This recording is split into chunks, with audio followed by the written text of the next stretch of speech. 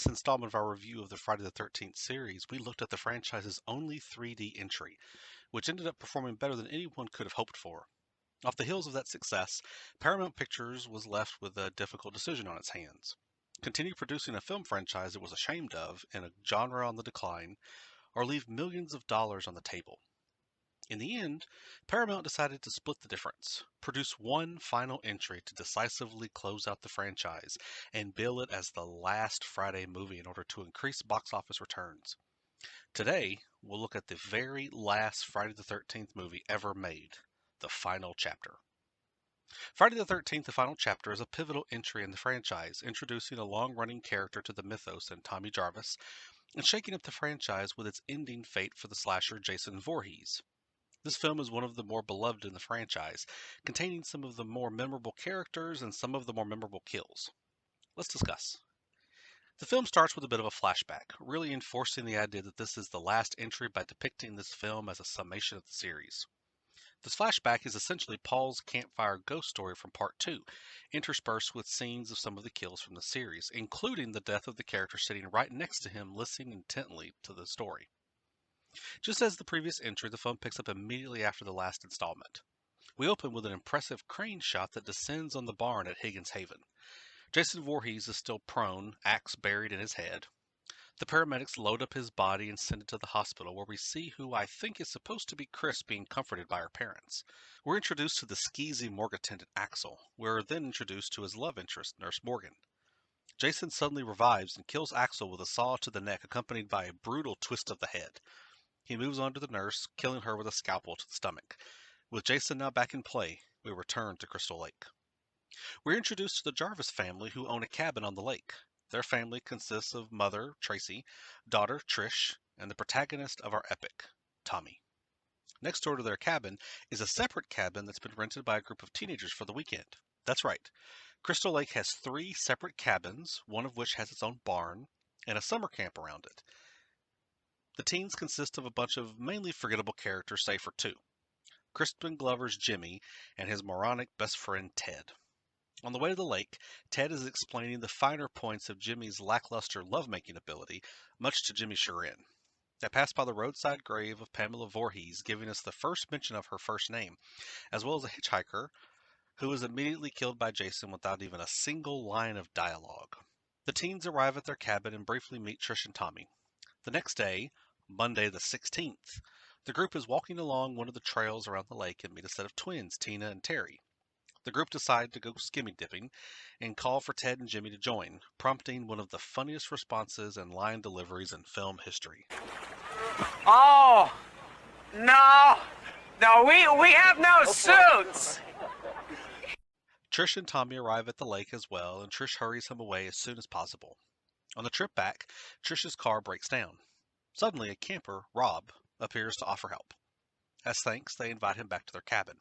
On the way, Rob asks Trish a number of very suspicious questions. After getting the Tommy Jarvis tour of their cabin, Rob leaves to go camp in the woods. Back at the second cabin, the teens are breaking up into pairs for a night of festivities, and Jimmy gives us the best "is it a dance or is he having a seizure?" which held the top spot until Elaine Bennis. After the dance, Paul, not Paul Holt from Part 2, ditches his girlfriend Samantha for one of the twins, Tina. In response, she leaves the cabin and goes for a swim in the lake, where Jason impels her from beneath a raft. This kill is notorious not for the on-screen action, but because of the behind-the-scenes drama. This movie was filmed in the winter, meaning the water was freezing, and this kill required the actress to have the majority of her body submerged in the water for hours upon hours until the shot could be achieved just right. The story goes that she was in the water for so long she began to suffer from hypothermia. It was only after Jason's actor Ted White threatened to quit that she was allowed to get out of the water and warm up. This was a contentious set, and this is only one of the numerous stories from the movie. Eventually, Paul begins to feel bad and goes to look for Samantha. He sees her in the raft and swims out to her. Upon finding her dead, he flees the lake, only to be stabbed in the groin by a harpoon gun and having it fired. That's 2 movies in a row with a harpoon gun-related kill. Back in the cabin, Tina turns her attention to Jimmy. The 2 of them go upstairs, leaving a less than enthusiastic Terry downstairs with Ted. After realizing fully that Ted is a creep, Terry flees into the rain and is killed by Jason in a really cool scene that utilizes the lightning flash to give us a shadow kill. In the Jarvis cabin, Tracy arrives to find the house empty. She goes outside and is killed off screen. Trish and Tommy arrive to find the cabin empty, with Tracy having been dispatched by Jason earlier. Trish goes out into the woods to look for Rob and finds him ready for a fight. It's here that Rob explains why he's in the woods, and provides us with some more of that mistaken continuity from the previous movies that we saw. Rob is, in fact, Rob Dyer, brother to Sandra Dyer, who was killed in part 2 with the double spear through the bed kill. Rob has come to Crystal Lake to hunt down Jason and avenge his sister's death, which occurred 4 days prior. Remember, part 2 took place on Friday the 13th. Part 3 took place 2 days later on Sunday the 15th. This film picked up immediately afterwards, then passed to the next day and then the next, meaning this is Wednesday the 18th. This movie would have us believe that word of Sandra's death 4 days prior made its way to Rob, and he immediately fled into the woods with camping gear to find and kill Jason Voorhees. That's very unlikely, but I think this was an inadvertent mistake. When this film was made, part 2 was 3 years old. I imagine the writers assumed that more time had passed in universe between the entries. Most casual viewers probably assume the same thing, but if you keep the timeline clear in your head as you watch them, the continuity error is obvious. It doesn't matter in the grand scheme of things. Very few people are watching these movies for the storytelling, after all. Back at the teen cabin, Jimmy goes downstairs with Tina's underwear to show Ted. He goes into the kitchen to get a bottle of wine, but can't seem to find the corkscrew. Ted! Hey, Ted, where the hell's the corkscrew? Oh, there it is. This is followed up by a cleaver to the head. Upstairs, Tina is looking around the cabin when Jason breaks through the window, grabs her, and hurls her to the ground to crash on a car. Then, Jason kills Ted by stabbing him in the back of the head while he's watching a vintage stag film. This is a sequence of 3 kills that's a bit jarring. He kills Jimmy in the kitchen, climbs up the side of the house to pull Tina through the window, goes back to the kitchen to get a knife, and then kills Ted in the living room. Just like with Rob's backstory, it doesn't make sense if you think about it for even a minute. Meanwhile, the final teen couple, Doug and Sarah, have just finished taking a shower together. Sarah leaves to get dressed and Jason arrives. He crushes Doug's head by slamming it into the wall and leaves the body for Sarah to find. Once she does, she runs downstairs and is killed by an axe to the chest. Trish and Rob return to the Jarvis cabin and tell Tommy to stay there alone while they go to warn the teen campers. Trish discovers several bodies and rushes to warn Rob in the basement. Unfortunately, Jason is already there and attacks Rob. Rob tries to fight back as Trish runs, but Jason is too strong for him and brutally hacks away at him, with Rob yelling.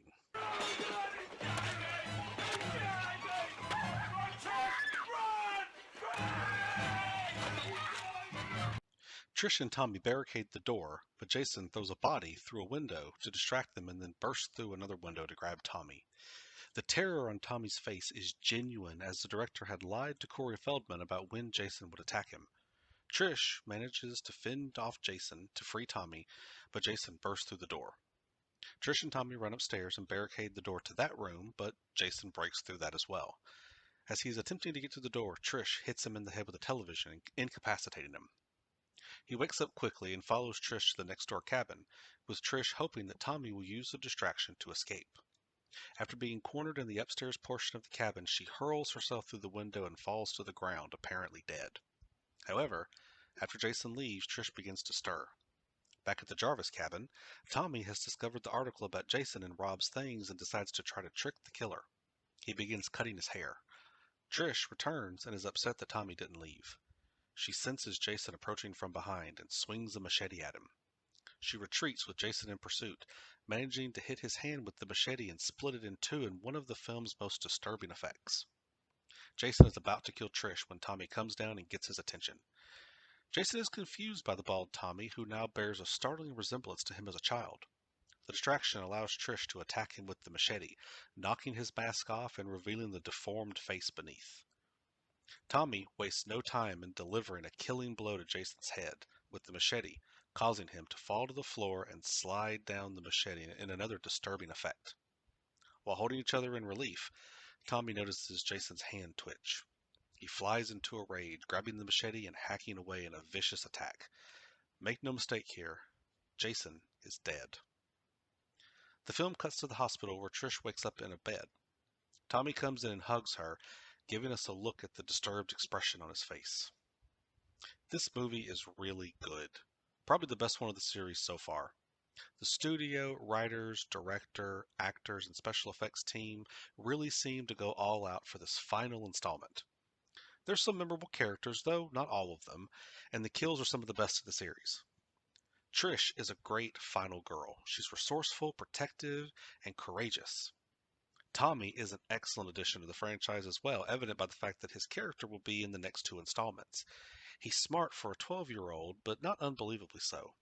He brings a youthful energy to the franchise that the previous films didn't have, and this allows him to manipulate Jason in similar to how Jenny did in part 2.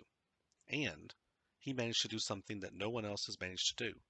He killed Jason Voorhees. This Jason is different from his previous depictions, which will be a staple of the series moving forward. He is faster, more brutal, smarter, and stronger than any of the previous films. In part 2, Jason was more of a primitive creature just defending his home. In part 3, he was a wild animal ambling around and lashing out at whatever he encountered. Here, Jason is a methodical killer, trying to cause as much chaos and carnage as possible. The fact that he seems to be able to teleport from one location to the other does take away from the believability of the movie a little, but not enough to detract from the overall enjoyment. It's a tough task to decide between this and part 2 in the ranking through 4 movies, but I think I have to give the nod to part 4, barely edging out the second. Overall, the kills in part 4, as well as the more prominent characters, are just better than those in part 2. Moving forward, it's going to be difficult for any of the other movies to overcome these two, but you never know. That concludes our review of the series for this October. Despite its billing as the final chapter, the box office intake was too much for Paramount to ignore. We'll return next year with Friday the 13th, A New Beginning. For now, let me know down below which of the first 4 Friday movies is your favorite. Thanks for watching.